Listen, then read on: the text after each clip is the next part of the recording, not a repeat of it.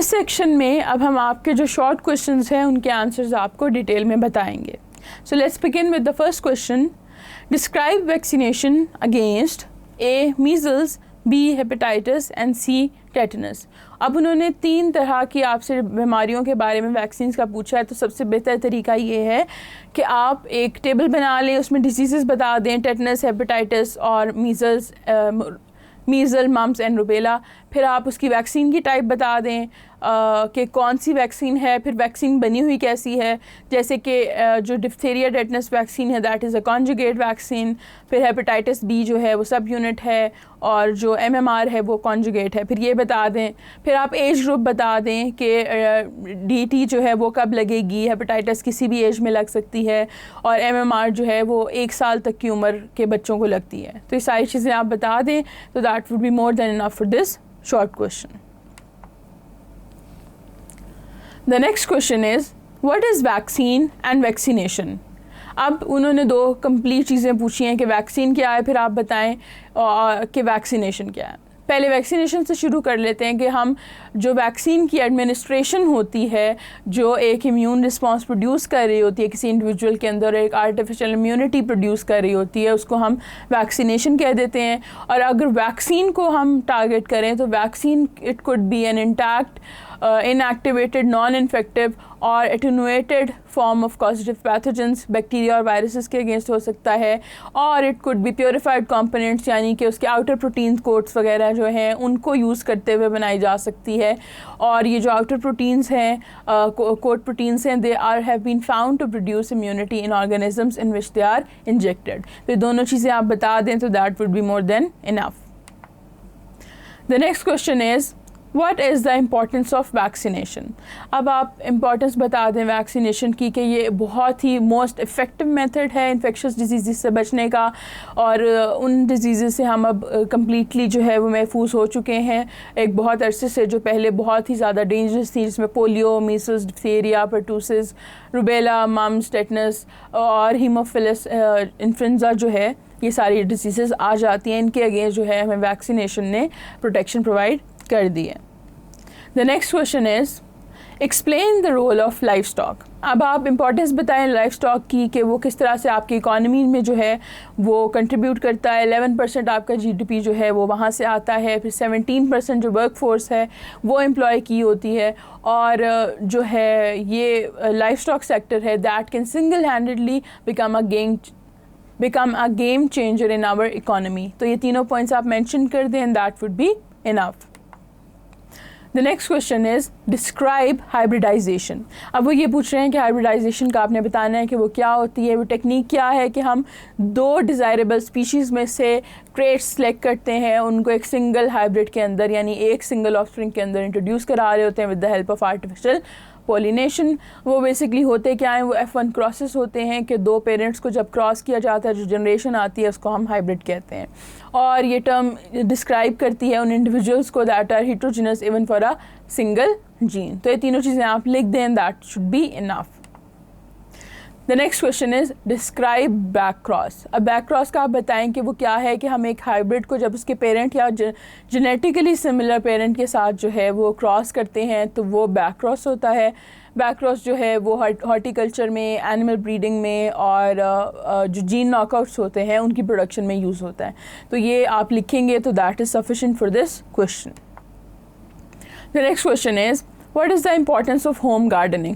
آپ home gardening کے importance میں 4-5 پوائنٹس ہیں. آپ بتائیں کہ ایک تو یہ کہ آپ کو وہ فریش ویجیٹیبلس اور فروٹ جو ہے تھرو آؤٹ دا ایئر دیتے ہیں. پھر آپ کی کوکنگ جو ہے, جو روز کھانا بننا ہوتا ہے اس کے لیے آپ گھر سے ہی ویجیٹیبلس نکال سکتے ہیں. اس کے علاوہ اگر آپ کے پاس ایکسیس جو ہے وہ فروٹس یا ویجیٹیبلس پروڈیوس ہو رہے ہیں تو آپ اس کو سیل کر سکتے ہیں, اور وہ آپ کی جو اوور آل ایکسپینڈیچر ہے اس میں ایک سپلیمنٹل سورس بن جاتا ہے. اس کے علاوہ ایک لارج اماؤنٹ آف فوڈ ہے جو ہم ایک چھوٹی سی جگہ سے حاصل کر سکتے ہیں ود منیمم لیبر, اور وہ ایسا لینڈ ہوتا ہے جہاں پہ جو ایکسیسو یا اسپیشلائزڈ ایگریکلچر ٹیکنالوجیز ہوتی ہیں جو بڑے اسکیل کی ہوتی ہیں وہ امپلوائے نہیں ہو سکتی. تو اس طرح سے ہم اس زمین کو ہوم گارڈننگ کے تھرو یوٹیلائز کر سکتے ہیں. یہ 4 پوائنٹس آپ لکھ دیں تو that would be more then enough. The next question is, define, describe اور explain briefly. اب بھی انہوں نے ڈفرینٹ چیزیں آپ سے پوچھی ہیں, ان کی آپ ڈیفینیشن بتاتے جائیں. ویکسین کی ڈیفینیشن میں آپ کو پہلے بھی بتا چکی ہوں, سیم ڈیفینیشن ہے, آپ لکھ دیں. ویکسینیشن وہی کہ اس ویکسین کو ایڈمنسٹر کرنے کا جو پروسیس ہوتا ہے اس کو ہم ویکسینیشن کہتے ہیں. پھر ایکلیمیٹائزیشن کا بتائیں کہ ایکلیمیٹائزیشن کیا ہے, کہ ہم پلانٹس کو جب ایک نئی جگہ پہ انٹروڈیوس کرتے ہیں ایک نیو لوکیلٹی میں, تو اس کو ہم پلانٹ انٹروڈکشن کراتے ہیں, اور جب وہ پلانٹ اس جگہ پہ اس کلائمیٹ میں ایڈجسٹ ہو جاتے ہیں تو وہ ایکلیمیٹائزیشن کہلاتا ہے. پھر ہم اینیمل ہسبینڈری کی بات کرتے ہیں. It deals with the carrying, breeding and raising of life stock like cows, buffaloes, shapes, got, chicken وغیرہ. اور یہ بہت ہوگا, آپ اتنا سا لکھ دیں کیونکہ ایک ڈیفینیشن آپ نے دینی ہے. پھر کاونگ بتائیں. کاونگ کیا ہے؟ ہیلپنگ ڈیلیور اے بیبی کاف از کالڈ کاونگ. کہ لائف اسٹاک میں جب اینیملس کے جو ہے بریڈنگ ہوتی ہے اور ان کے بیبیز ہوتے ہیں تو اس کو ڈیلیور کرنے کے پروسیس کو کاونگ کہتے ہیں.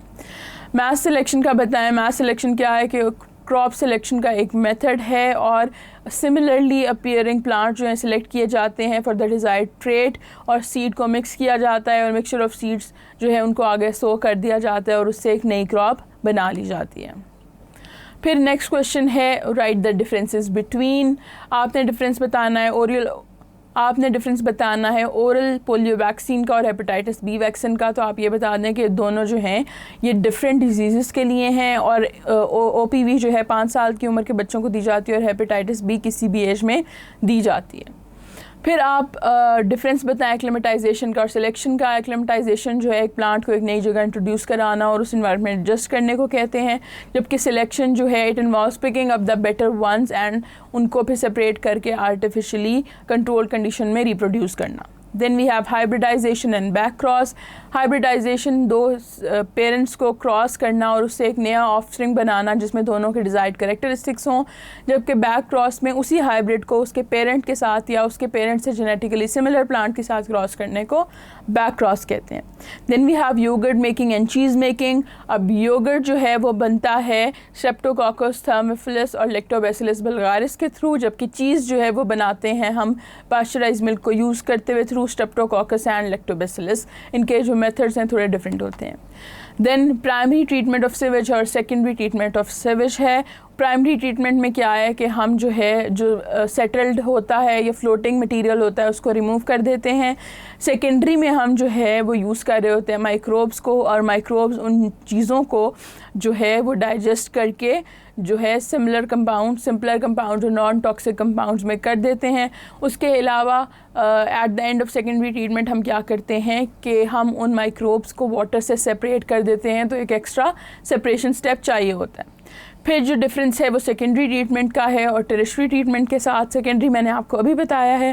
ٹیرشری کے ساتھ اس کو کمپیئر کریں تو ٹیرشری میں ہم کیمیکل ڈس انفیکٹنٹس یا یوز کر رہے ہوتے ہیں, یا پھر اس میں ہم واٹر کو ڈس انفیکٹ کر کے آگے ڈسچارج کر دیتے ہیں.